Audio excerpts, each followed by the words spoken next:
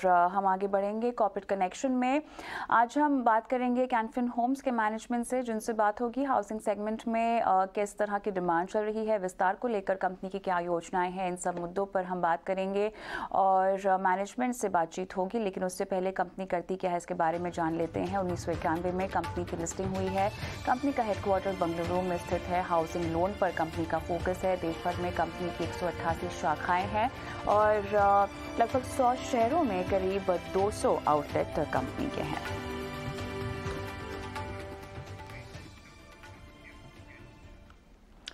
चलिए, तो यहाँ पर हमारे साथ Amitabh Chatterjee, deputy managing director Canfin Homes जुड़ गए हैं। अमिताभ, स्वागत है आपका हमारी इस बेहद खास पेशकश में, जहाँ पर हम जितना हो सके आपसे कंपनी की योजनाओं के बारे में जानेंगे।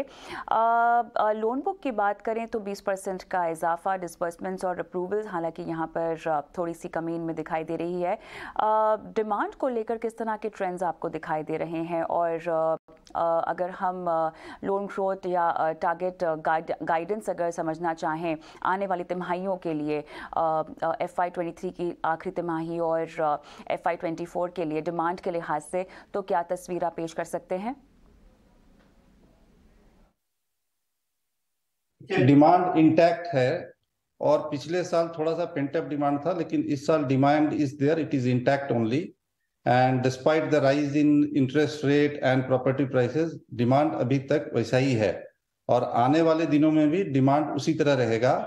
और जैसा हमने गाइडेंस दिया था लोन बुक ग्रोथ का और डिस्बर्समेंट ग्रोथ का, हमने अचीव किया है और आने वाले क्वार्टर्स में भी सिमिलर ट्रेंड आपको देखने को मिलेगा in case of disbursement as well as हमारा लोन बुक ग्रोथ में। यहाँ पर अगर हम आगे देखें तो जिस तरह से आपके कॉस्ट ऑफ फंड्स हैं उनमें इजाफा होता हुआ दिखाई दे रहा है, यील्ड से भी ज़्यादा। किस तरह से यील्ड्स की कीमतें बढ़ती हुई आपको दिखाई दे रही है, और टाइमिंग क्या होगी इंटरेस्ट रेट रीसेट की? देखिए, इस साल में आरबीआई ने रिपो रेट 2.25 बढ़ा दिया है over a period of 9 months, और अकॉर्डिंगली हमारे लेंडर्स ने भी अपना बोरोइंग रेट बढ़ा दिया है। वो जो हमारा बोरोइंग रेट बढ़ता है दैट इज डन क्वार्टरली और इवन सम बोरोइंग्स रीसेट होता है T+2 डे में, लेकिन हमारा जो लोन बुक रीसेट होता है वो वंस इन अ ईयर होता है। तो आने वाले दिनों में हमारा मैक्सिमम लोन बुक जो है वो रीसेट हो जाएगा। तो गोइंग फॉरवर्ड हमारा जो निम और स्प्रेड है वो बढ़ोतरी की तरफ ही दिखाई देगा। और मैं ये बोलना चाहूंगा हमारा जो निम रहेगा it will be around 3.4% and spread भी अराउंड 2.4 के आसपास रहेगा।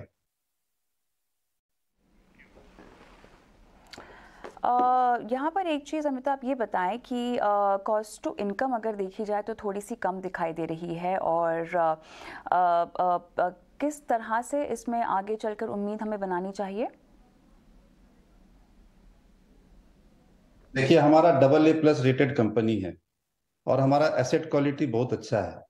इन सबों को ध्यान में देखते हुए हम लोग अपने बैंकर से बात करते हैं और रेट को अच्छी तरह निगोशिएट करते हैं, और इसके कारण हमारा कॉस्ट ऑफ फंड्स लो है and we are very cautious in and bargaining while obtaining CP from CP market also and NCD also. So given all these things, our cost of borrowing is low. आपकी नई leadership के बारे में जो छानबीन चल रही है वो कहाँ तक पहुँची है, उसके बारे में आप क्या जानकारियाँ हमें दे सकते हैं? कितनी जल्दी आप इसे लॉक कर पाएंगे? फ्रंट रनर्स की लिस्ट में क्या कोई है इंटरनल या एक्सटर्नल नाम जो कि आप शेयर कर पाएं? देखिए, ये 35 साल पुराना कंपनी है। ओवर द इयर्स यहाँ सिस्टम्स डेवलप हुए हैं, पॉलिसीज डेवलप हुए हैं। कोई भी कंपनी चलता है सिस्टम एंड पॉलिसीज के आधार पर। लीडरशिप भी जरूरी है, लीडरशिप गाइडेंस देता है, मोटिवेशन देता है। एंड हमारे पास मैन पावर भी बहुत एक्सपीरियंस और स्किल्ड मैन पावर है। और जहाँ तक लीडरशिप की बात है, जैसा पहले भी कहा गया था कि जो लीडर आएंगे he will be from the industry. Accordingly leader को आइडेंटिफाई कर लिया गया है एंड हम लोग उम्मीद करते हैं he will be joining in this financial itself.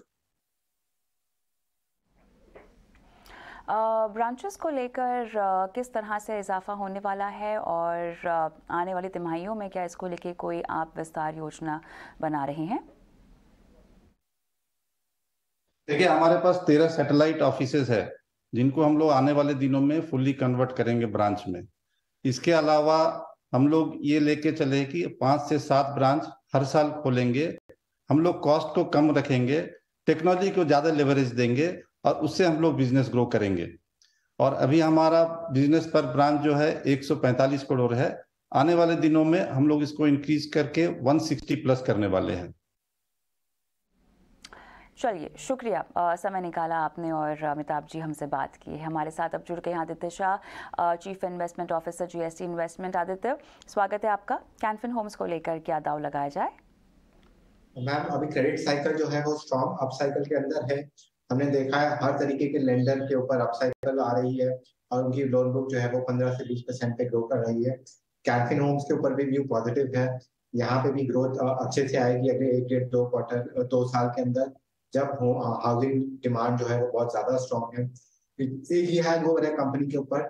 वो हैंगओवर ये रहेगा कि मैनेजमेंट जो है वो नई मैनेजमेंट जो है उसका नाम नहीं पता है और कौन लीड करेगा इस कंपनी को, वो क्लियर हो जाएगा तो स्टॉक यहाँ से रैली करेगा।